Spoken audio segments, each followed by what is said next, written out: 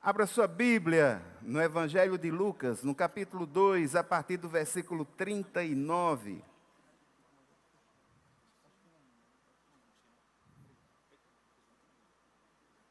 Lucas, no capítulo 2. Deixa eu primeiro acionar aqui o meu. Lucas, no capítulo 2, a partir do versículo 39.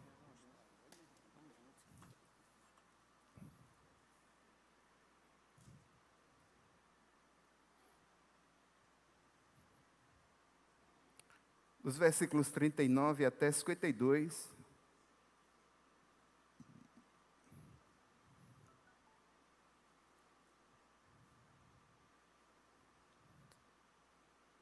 Antes de começar, veja só que coisa interessante e como Deus é maravilhoso.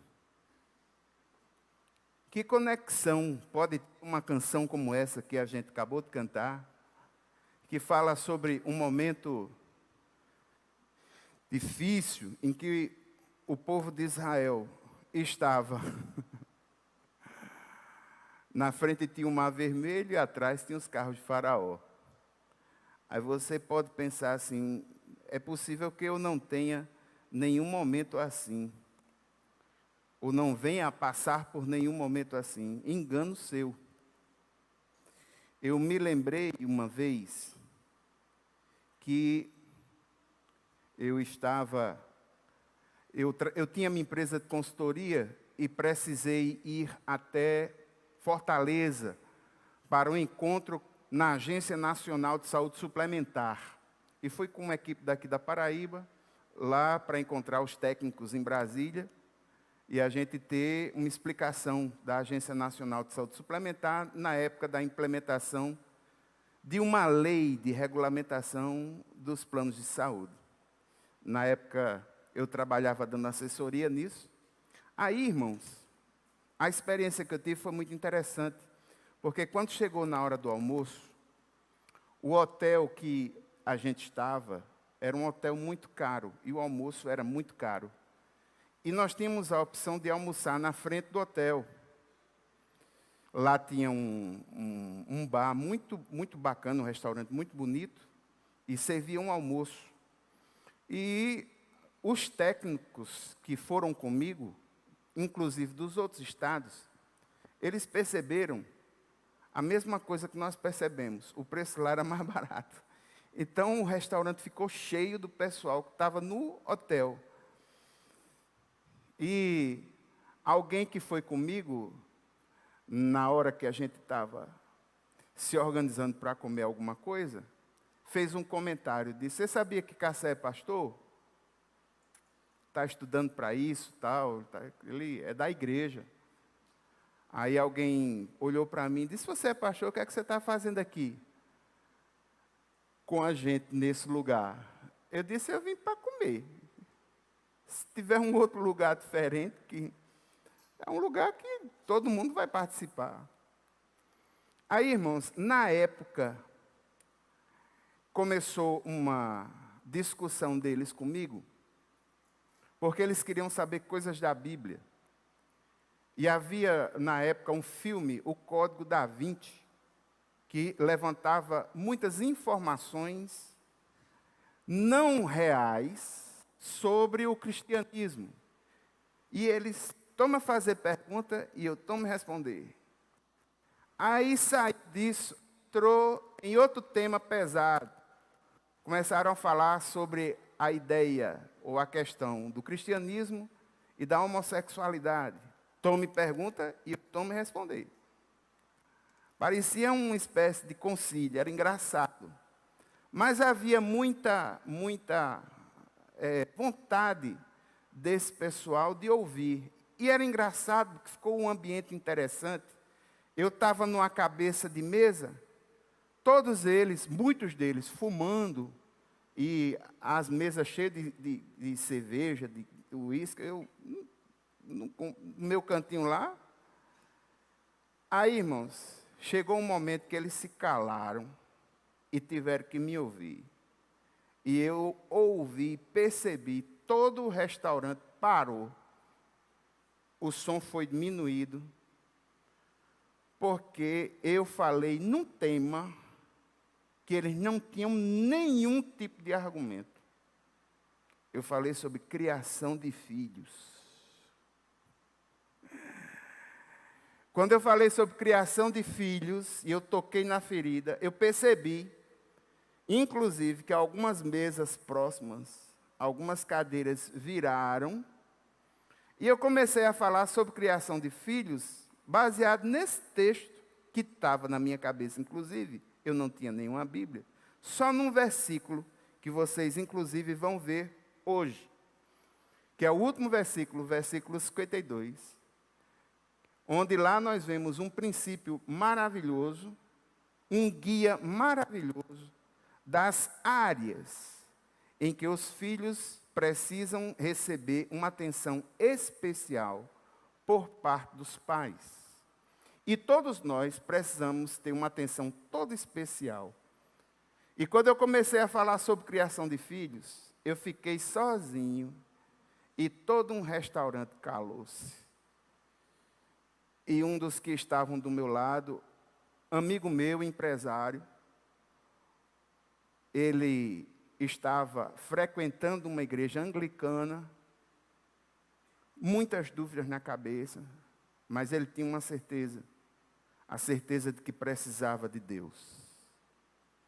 Ele disse para mim, pastor Cassé, na época ele me chamava de pastor, porque todo mundo me chamava de pastor, mesmo sem eu ser, estava no final do seminário. Ele disse, meus filhos são estranhos, eu não os conheço, eu não tenho ideia, eu não sei como fazer. Outros consentiram, baixando a cabeça, como se estivessem vivendo aquele mesmo momento. E naquele momento eu disse, a única coisa que eu posso agora é orar por vocês. E deixar o contato, se alguém tiver vontade de conversar sobre ou desenvolver alguma coisa, a gente pode conversar. E dentro de um restaurante, com um bocado de mesa cheia, parecia umas fortalezas de garrafas, assim, o povo tudo com um cigarro na mão, tirar o cigarro, baixar a cabeça, e eu orei por todos eles. E tive a possibilidade de mostrar a eles que família é projeto de Deus, e que todas as respostas que o homem precisa para levar adiante com sucesso esse projeto, eles só podem encontrar na palavra. E por incrível que pareça, irmãos, é esse texto que nós vamos ver hoje. O regresso de Jesus para Nazaré. E Jesus, numa festa de Páscoa, no meio dos doutores, falando da palavra de Deus. Você está com sua Bíblia aberta? Vamos lá? O texto diz o seguinte, no versículo 39 e 40. Depois de terem cumprido tudo conforme a lei do Senhor, voltaram para a Galileia, para a sua cidade de Nazaré. O menino crescia e se fortalecia, enchendo-se de sabedoria, e a graça de Deus estava sobre ele. Olhe para mim um momento. Quando diz aí que eles cumpriram tudo conforme a lei do Senhor, a ideia é que a conduta de José e de Maria dá a entender que eles eram pessoas piedosas segundo a lei de Moisés. E aqui, irmãos, existem alguns relatos que no Evangelho de Lucas você não vai ver, mas vai ver no Evangelho de Mateus, por causa do objetivo do Evangelho. Em Lucas você não vai ver a visita dos magos, você não vai ver a fuga para o Egito, você não vai ver a matança das crianças, você não vai ver o regresso dessa família do Egito de volta para Jerusalém. Por quê? Porque não é o objetivo de Lucas mostrar essas dificuldades. Porque essas dificuldades estão ligadas a promessas do Antigo Testamento que Jesus cumpriu. O objetivo de Lucas é mostrar que Jesus, plenamente Deus, plenamente homem, ele crescia, ele se desenvolvia com intimidade com o Pai eterno. E aqui, irmãos, eu gostaria de realçar algo, sobretudo para aqueles que estudam a Bíblia, aqueles que fizeram o curso dos sinóticos comigo. Presta atenção, aqui a gente tem um elemento de simetria. Qual é o elemento de simetria? O texto ele tem como se fosse uma espécie de moldura, onde há um vértice superior e um inferior, que delineia a ideia do texto com começo, meio e fim. O versículo 40 é praticamente igual ao versículo 52, que encerra o texto. Isso, na hermenêutica, a gente chama de moldura. Existe um conceito que é desenvolvido nessa moldura. Perceba no versículo 40, diz: o menino crescia e se fortalecia, enchendo-se de sabedoria, e a graça de Deus estava sobre ele. Agora vá para o versículo 52.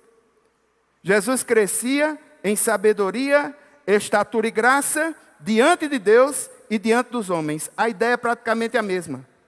É como se fosse uma moldura de ressalto, onde tudo aquilo que está desenvolvido entre esses dois textos são para realçar essa grande verdade, que Jesus se desenvolvia com intimidade e graça do Senhor sobre sua vida.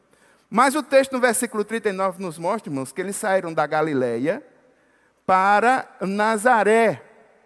A distância que eles fizeram, irmãos, a Galileia é a parte norte da Palestina, a Judeia é a parte sul. A Galileia é mais fria, é onde tem ali lá em cima o mar da Galileia. Jesus, quando adulto, no seu ministério, ele vai morar em Cafarnaum, mas quando criança, ele mora em Nazaré, lá no alto, está vendo? Perto de Naim tem Nazaré.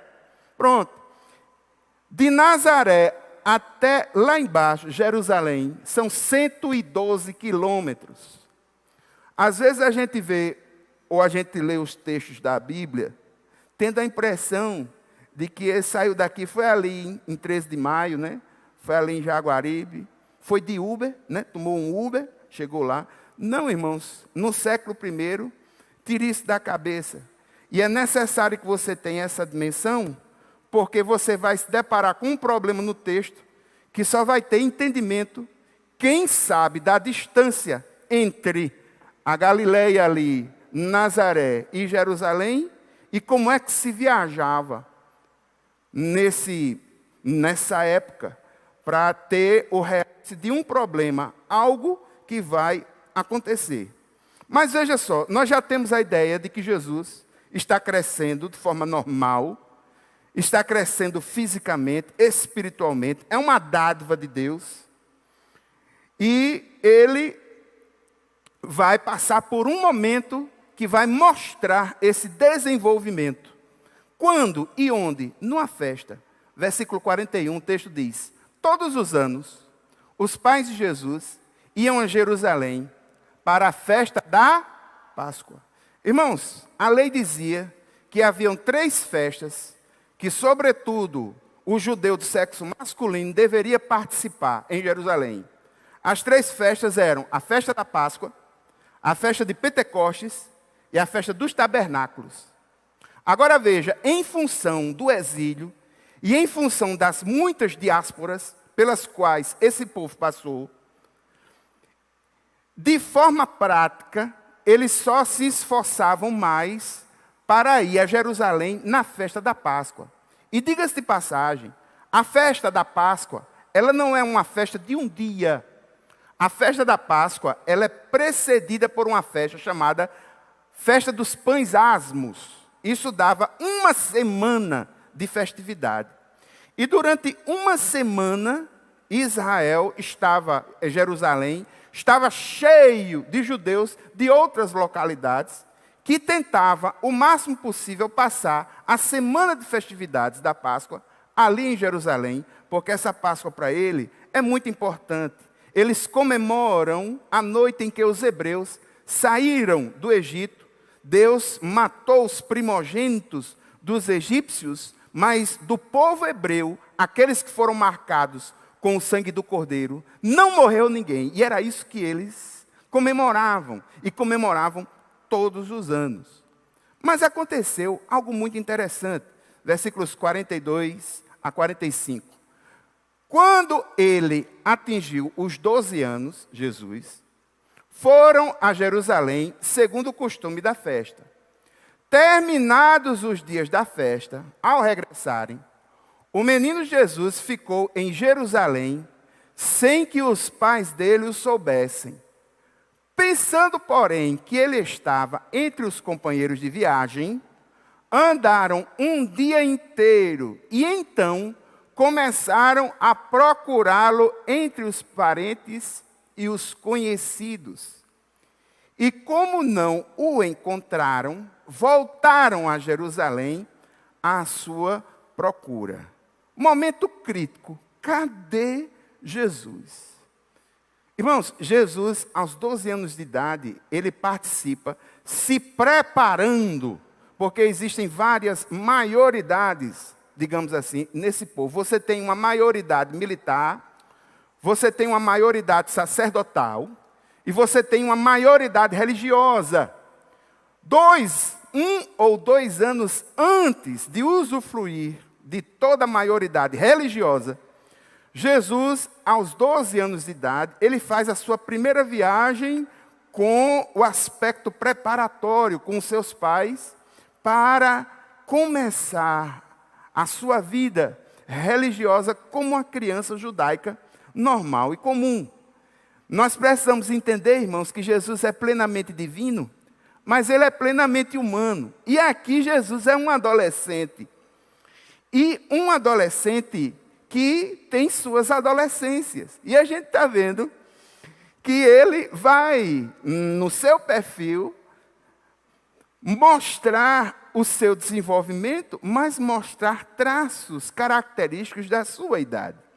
O doutor Luiz Saião, ele fala uma coisa muito interessante na Bíblia Brasileira de Estudo. Ele diz que 1 ou 2 anos antes do adolescente entrar na comunidade religiosa, ele recebia uma espécie de treinamento. Depois que ele recebia o treinamento, ele participava de uma festa chamada Bar Mitzvah, que significa filho do mandamento. Bar, filho, mitzvah, mandamento. Bar Mitzvah, filho do mandamento.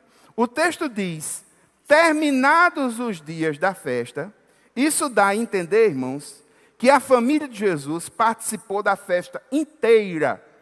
Por quê? Porque o normal era a pessoa ir 2, 3 dias na festa dos pães asmos, visitava Jerusalém e ia embora. Mas como eles eram piedosos, o texto não começa dizendo assim, retos segundo a lei. Então, como eles eram piedosos, o texto traz a ideia de que eles participaram dos 7 dias completos. Traz implícita a ideia de que a família de Jesus passou toda a festividade, tanto dos pães asmos, como da Páscoa. E eles se organizam, irmão, para voltar para Nazaré, para ir embora para Nazaré. E eles se organizam em caravanas. É por isso que tem essa confusão. E como eram organizadas as caravanas? Os estudiosos dizem, sobretudo o Dr. Roberto Gundrida, no seu panorama do Novo Testamento, ele diz que as caravanas eram organizadas da seguinte forma. Como essas rotas eram rotas perigosas, e eram trajetos que eram feitos a pé, geralmente as mulheres e crianças iam na frente, e os homens iam atrás, na retaguarda, fazendo toda a segurança. Por que é que Jesus não foi notado rapidamente? Por causa da idade, irmãos. Ele podia estar tanto de um lado quanto do outro. É razoável entender que José pensou, por causa da idade, ele pensou, está com a mãe lá na frente. E é razoável entender que a mãe pode ter pensado, por causa da idade, e eis um problema da adolescência, é porque a gente não sabe onde colocar, né? Então eles sofriam isso também. Então é possível que ela tenha pensado, está com o pai já, com os homens lá atrás. E ninguém se importou. Um dia inteiro de viagem, eles viajaram até que, vou saber como é que ele está. Onde é que ele está? Aí, depois de conversarem, percebe-se que Jesus não estava na caravana. E eles retornam. E ao retornar, irmãos, a gente vê algo fantástico. Veja só. 3 dias depois, o acharam no templo, assentado no meio dos doutores, ouvindo-os e fazendo-lhes perguntas. E todos os que ouviam o menino se admiravam muito da sua inteligência e das suas respostas. Encontraram Jesus. 3 dias se passaram. Deixa eu lhe dizer como foi esses 3 dias. Eles viajaram um dia, o bloco anterior diz que foi um dia de viagem, sentiram a falta. Eles não foram um dia, então voltaram. 2º dia. E um dia para achar ele dentro da cidade. Irmão, Jerusalém não é pequena. Jerusalém é grande. E mesmo sendo Jesus quem era, os seus pais não sabiam a dimensão. Jesus tem 12 anos. Procurar no templo talvez não tivesse sido para eles a primeira opção. Só que, em um determinado momento, eles vão ao templo. Irmãos, outra coisa. O templo, quando a gente fala assim, templo, não pense no tamanho disso aqui, não. Que o templo de Herodes, no século I, era absurdamente grande, enorme, e haviam vários pórticos. O que acontecia é que na festa da Páscoa, rabinos conhecidos de outros lugares se encontravam no templo para discutirem, sobretudo, acerca das questões do judaísmo. E havia um assunto que sobressaía. Qual é o assunto? O Messias. O Messias. Então Jesus está neste lugar, e a metodologia de ensino é um didaquê, é pergunta e resposta. Hoje em dia não se faz mais isso, mas quantos de nós não estudávamos algum tipo de matéria lá atrás, através de questionários enormes, de 50 perguntas, sobretudo de história, né? 50 perguntas, 60 perguntas, e decorava aquelas coisas para poder fazer algum tipo de prova. Eu já vivi essa situação. E é uma metodologia de ensino. Fazer pergunta, responder, debater. O debate é uma ferramenta de ensino maravilhosa. E Jesus estava inserido como adolescente. Vocês acham que adolescente curioso gosta de fazer pergunta?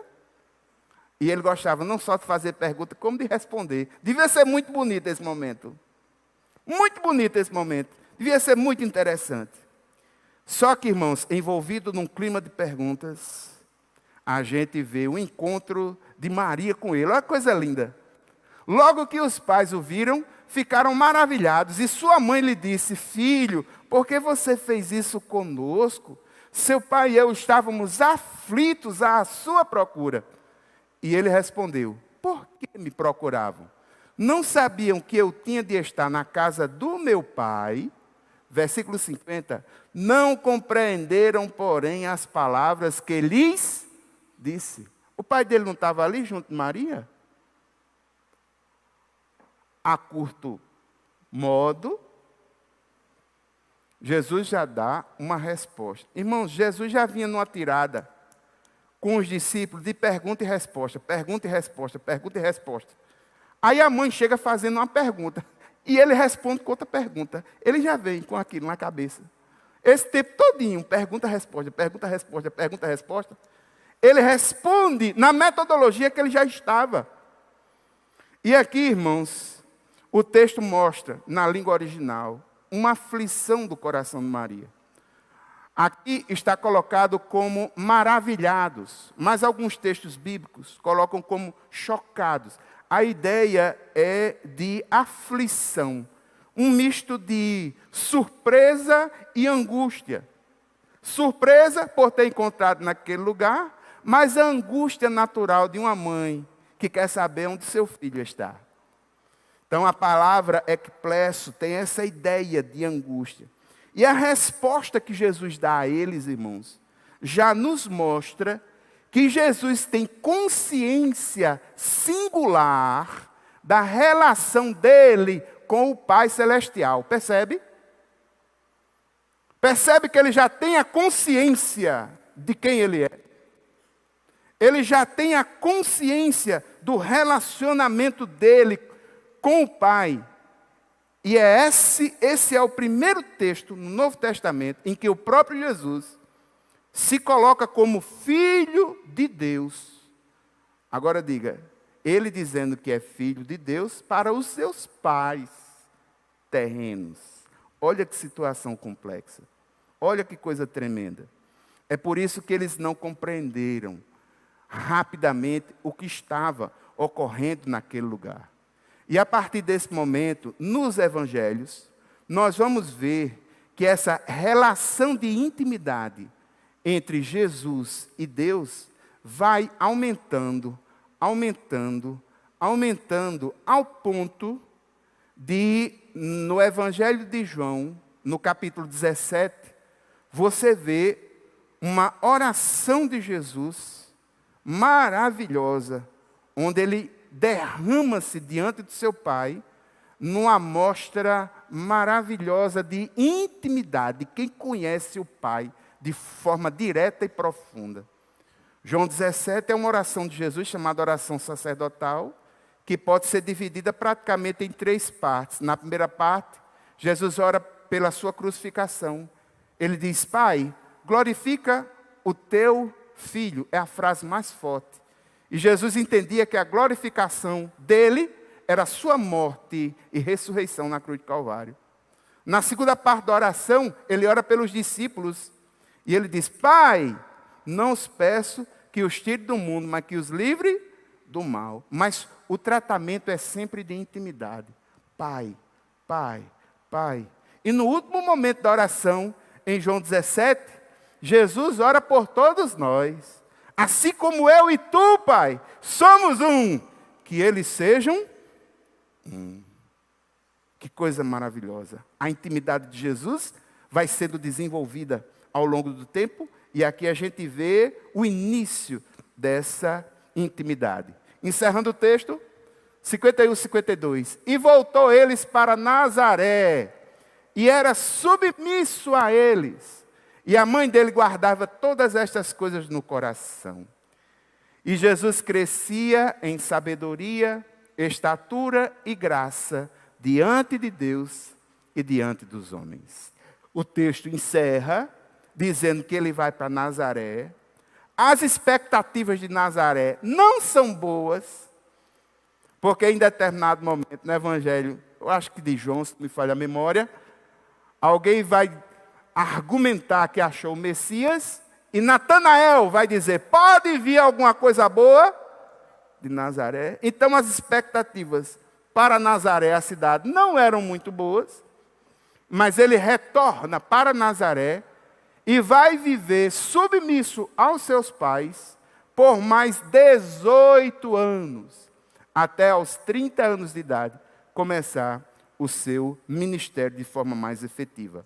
Gostaria de fazer um ressalto aqui, irmãos, quando o texto diz que Maria, a mãe dele, guardava todas essas coisas no coração. Maria não compreendia tudo o que acontecia. E aqui uma grande lição para nós, por parte da atitude de Maria. Sabe o que é? Nem sempre na vida a gente vai entender tudo o que acontece conosco. Maria não entendia tudo o que acontecia no relacionamento entre ela e Jesus. Ela não entendia. Mas ela teve uma atitude sensata. Qual era a atitude? Ela não ignorou e ela não rejeitou. O texto diz que ela guardou no coração. Por quê? Porque posteriormente essa memória vai surtir algum efeito. E aquilo que a gente não compreendia no passado, nós vamos viver uma situação em que Deus haverá de mostrar o porquê de termos passado por aquilo. Irmãos, nem tudo na vida a gente entende porque passa. E mesmo sem entender pelo porquê, o que você tem passado, guarde no seu coração, levante sua cabeça e siga adiante, porque lá na frente você vai entender por que você viveu o que teve que viver. Amém? Vamos para frente. Eu gostaria, irmãos, de destacar algumas verdades espirituais para nós, rapidamente, inclusive porque o meu objetivo, de fato, é terminar às 9 horas. Em primeiro lugar, não é o lugar que define o homem. No versículo 39 diz que Jesus era de Nazaré. Pode vir alguma coisa boa de Nazaré, é o que dizia Natanael. Mas só que foi em Nazaré que Jesus foi criado, e foi ali que ele passou a maior parte da sua vida. Foi em Nazaré, uma cidade que não havia expectativa social nenhuma, cidade pequena. Mas eu quero dizer, irmãos, que não é o lugar de onde a gente vem que nos define por quanto ser humano. Não foi Nazaré quem definiu Jesus. Deixe-me dizer a você que Pelé, jogador brasileiro, nasceu numa família pobre, numa cidade chamada Três Corações. Quem conhece Três Corações sabe que aquilo ali é pequeno. Na época de Pelé era minúsculo, era um nada. Mas veja aonde ele chegou. Quero lembrar a você que Nelson Mandela cresceu numa vila rural, na África do Sul, num contexto de pobreza, numa segregação racial terrível. Mandela se tornou um ícone da luta contra o apartheid. Quero lembrar a você que uma das apresentadoras mais famosas do mundo, mais ricas do mundo, a americana Oprah Winfrey, nasceu na pobre Mississippi, uma cidade que para os americanos não é tão rica. Superou uma infância difícil, se tornou uma das mulheres mais importantes do mundo. Quero lembrar a você que Leonardo DiCaprio, o conhecido ator do Titanic, ele nasceu em Los Angeles, não nos lugares ricos, ele nasceu na área pobre de Los Angeles. Quero lembrar a você que J.K. Rowling, a mulher que escreveu Harry Potter, ela passou por seríssimas dificuldades financeiras, dependeu de benefícios sociais, nasceu num lugar pobre, mas todas essas pessoas, elas têm algo em comum, aquilo que Jesus também tinha. O lugar pobre não os definiu. O lugar não nos define. O lugar não nos define. Apesar, no meio social, defender a ideia da tábula rasa, que o homem é susceptível, é uma tábula rasa em que tudo é escrito, ele é fruto do meio, muitos defendem isso. Mas a ideia, irmãos, é que com a ajuda de Deus nós podemos não permitir que o passado se transforme numa âncora que a gente não saia nunca dele. Mas o passado ser uma moldura para nos lembrar de que há um Deus que nos dá prosperidade onde quer que a gente esteja. Digam amém. Segunda grande lição que eu gostaria de ressaltar é a graça de Deus. No versículo 40 diz que a graça de Deus estava sobre o Senhor Jesus. E eu quero lembrar você, meu irmão, que na nossa vida tudo depende da graça do Senhor. Salmo 127 nos diz que se o Senhor não edificar a casa, em vão trabalham os que edificam. Se o Senhor não guardar a cidade, em vão vigia a sentinela. Agradeça a Deus, porque a situação em que você está e que você encontra, e com certeza tem momentos difíceis, adversidades, mas com certeza tem as vitórias. Essas vitórias é fruto, meu irmão, da graça de Deus sobre sua vida. O que nós merecíamos? Nada. Mas em Cristo Jesus, nós somos mais do que vencedores. Vale a pena lembrar disso. Terceira grande coisa que eu gostaria de ressaltar, irmãos, é que Jesus, ele era obediente aos pais. Embora Jesus soubesse que o Pai, Deus, era o seu verdadeiro Pai, ele não rejeitou os seus pais terrenos. Honrar pai e mãe é uma prerrogativa da lei. Mas Jesus cumpria isso de coração. E ele honrou. Seu pai já havia falecido, mas na cruz do Calvário, no momento da crucificação, a sua mãe estava lá. E ele concedeu a João a responsabilidade que ele tinha como filho primogênito de cuidar da mãe. Ele repassou para João. Ou seja, ele honrou a sua família. Ele manteve a sua palavra. Ele era um homem que entendia da importância da sua família. Irmãos, por que é que Jesus não foi achado logo nas caravanas? Primeira questão que a gente vê, irmãos, é a possibilidade da forma como a caravana ela é organizada. E a segunda questão, irmãos, é que o clima de obediência de Jesus com os pais era tão grande que os seus pais não tinham essa preocupação inteira. Não dá para perceber isso? Maria pode ter pensado, não está aqui comigo? Com certeza está com o pai, que ele é responsável. O pai pode ter pensado, se não está aqui comigo, com certeza está com a mãe, auxiliando a mãe. Eles não tinham neura com relação a Jesus. Eles não tinham dificuldade em relação a isso. A gente tem evidências indiretas para entender que Jesus, ele era submisso aos seus pais. E o texto mostra essa submissão. Jesus vai voltar para Nazaré e vai conviver com seus pais por mais 18 anos. E aqui uma palavra, meu irmão, sobretudo aqueles que são mais jovens. Você que é jovem, que é adolescente, que está me vendo aí. Você quer ter mais liberdade? Seja obediente, seja responsável. Quando uma pessoa obediente é responsável, laços de credibilidade são criados. Irmãos, quando eu era jovem, um sonho que eu tinha era eu ter a chave da casa. Eu não sei se acontece com vocês. Mas a chave da casa veio com a regra. Qual foi a regra lá em casa? Simples demais. Quando você trabalhar, você ganha uma cópia da chave da casa. A regra era essa, simples, clara. E eu precisei dessa chave, porque no lugar onde eu trabalhei, por quase um ano eu trabalhei de madrugada e tinha que sair às 11 horas da noite da minha casa. Então eu tinha que ter a chave. Mas como eu trabalhava, tinha responsabilidade, não dava trabalho aos meus pais, essa liberdade chegou com muita facilidade. Você quer ter liberdade? Assuma responsabilidades. Outra grande lição: não use a religiosidade para se esquivar dos seus compromissos familiares. O Filho de Deus obedeceu aos pais humanos, quanto mais nós devemos honrar os nossos.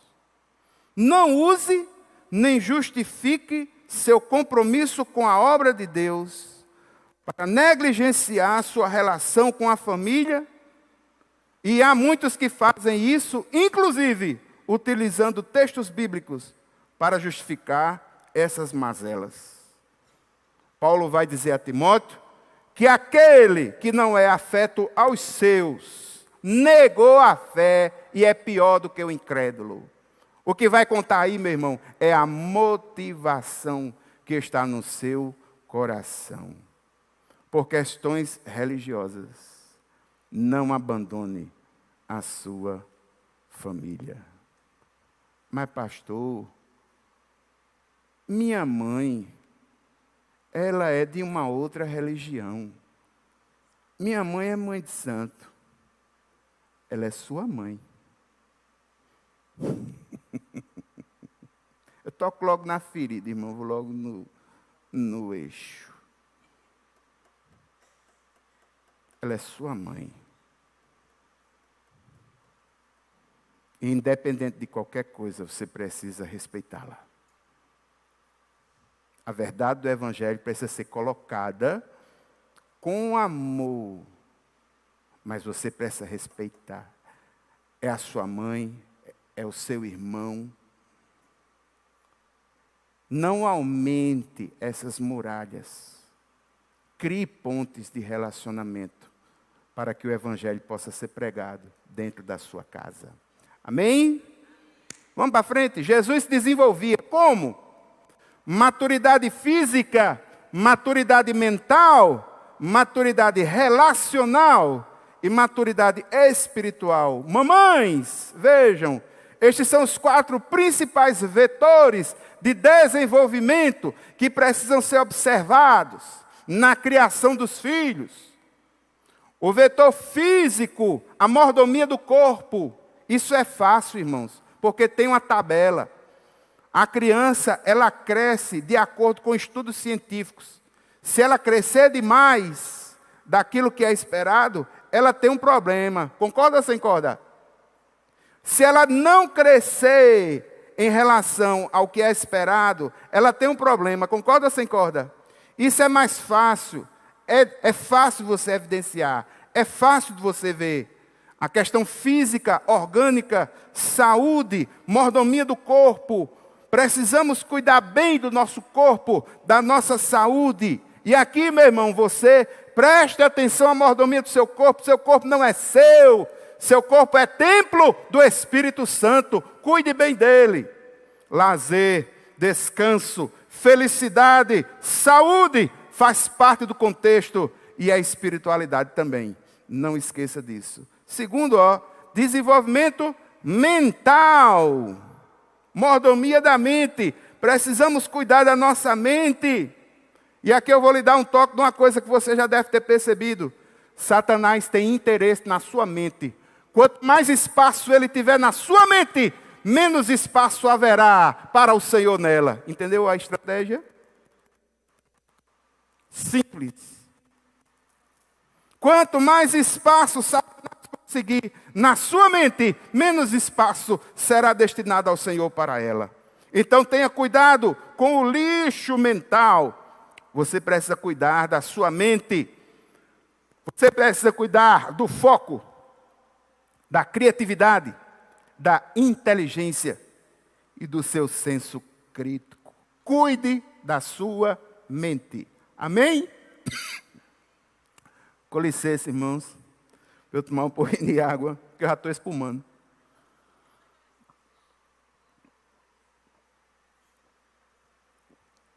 Ainda estou no processo de readaptação aí. De uma virose que ainda mexe com minha garganta.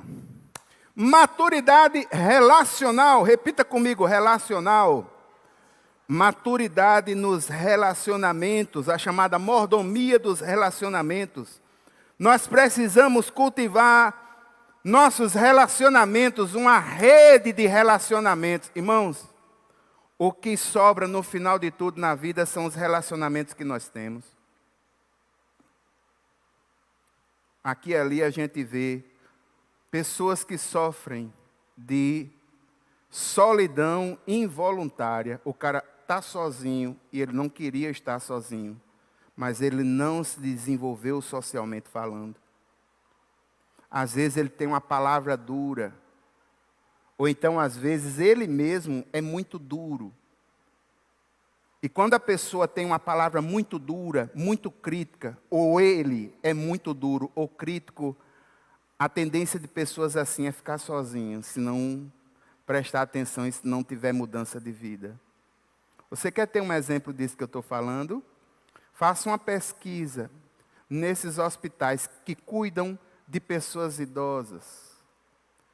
Aqueles idosos que são bem bonzinhos, as enfermeiras é tudo assim em cima. Mas tem uns idosos, meu irmão, que só a graça de Jesus. Quando o meu pai estava sofrendo das dores de um tratamento que ele vinha fazendo, eu estava com ele no hospital, dando um plantão, e lá tinha um desses, que até amarrado ele estava, se fazendo que estava dormindo.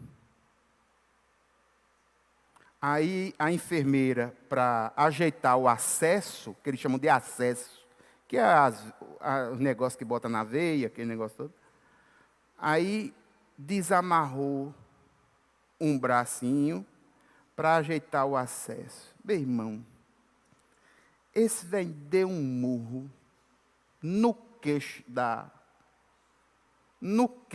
enfermeira, lá da auxiliar da técnica de enfermagem, que pegou mesmo aqui embaixo, que ela caiu no chão e a lágrima, olha. Qual é a tendência de pessoas assim? Quem é que vai querer atender? Então tenha cuidado. No final de tudo, o que conta são os relacionamentos. Cuidado com sua palavra, com sua postura. Cultive relacionamentos. E aqui, ó, uns puxavantes de orelha, só para manter o nível. Se importe com os amiguinhos do seu filho, viu? Me diga com quem ele anda, que eu vou dizer o que ele vai ser.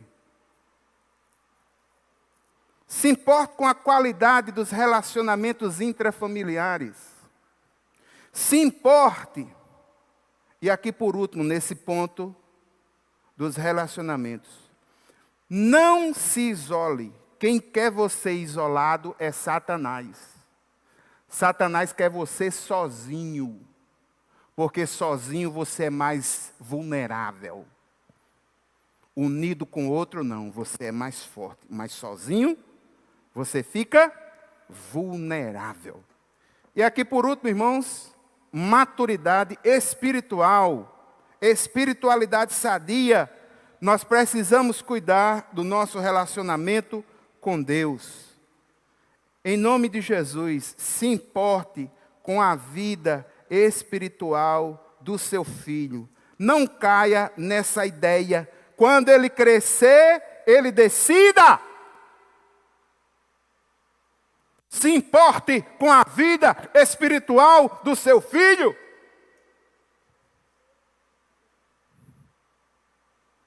Ore por eles, mesmo quando eles nos decepcionam, ore por eles.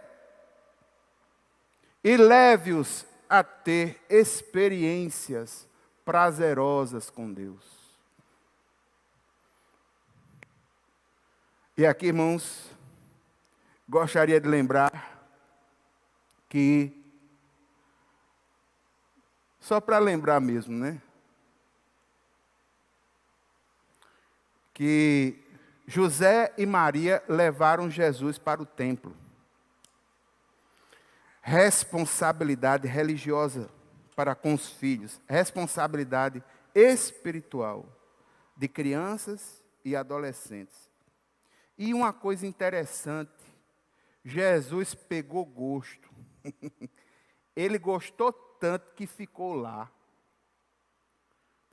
O que é que a gente pode fazer, por quanto igreja, para que os jovens sintam-se cativados por Jesus, ao ponto de sentirem-se engajados na causa dele? O que é que a gente pode fazer por nossa juventude? E aqui, irmãos, de uma forma muito específica, eu gostaria de orar pelas crianças, pelos adolescentes e pelos jovens da nossa igreja. É necessário ter uma visão estratégica sobre estas gerações. As crianças, nós, nesse mês agora, no final do mês, nós vamos ter uma escola bíblica de férias aqui na igreja. A escola bíblica de férias, irmãos, é um momento é um evento ponte das crianças.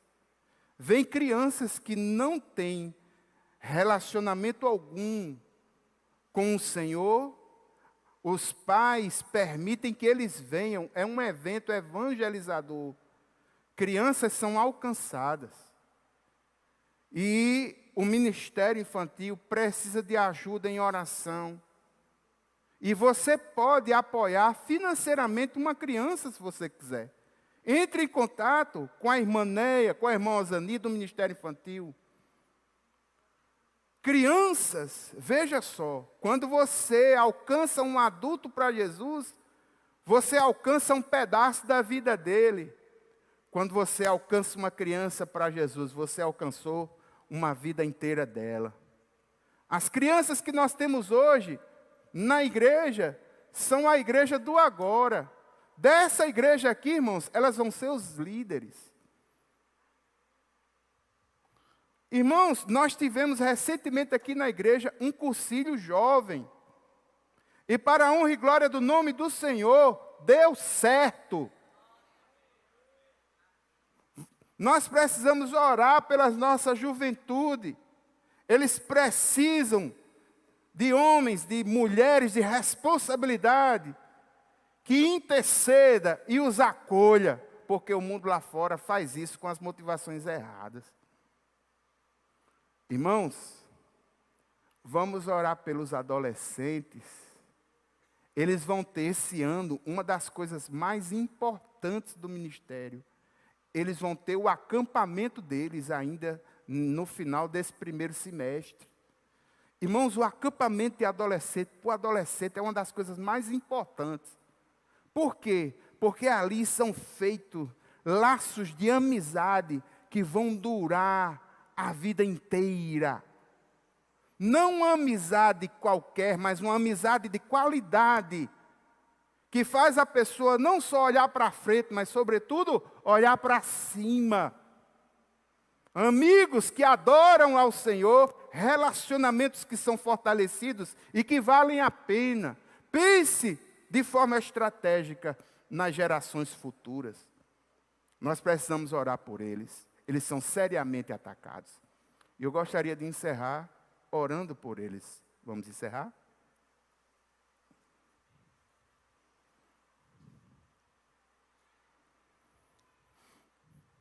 Pai eterno e santo, muito obrigado, Senhor. Nós queremos interceder nesse momento pelas faixas etárias mais jovens da nossa igreja. Nós vimos no texto bíblico hoje que os pais de Jesus levaram Jesus ao templo e ele teve uma experiência fantástica naquele lugar.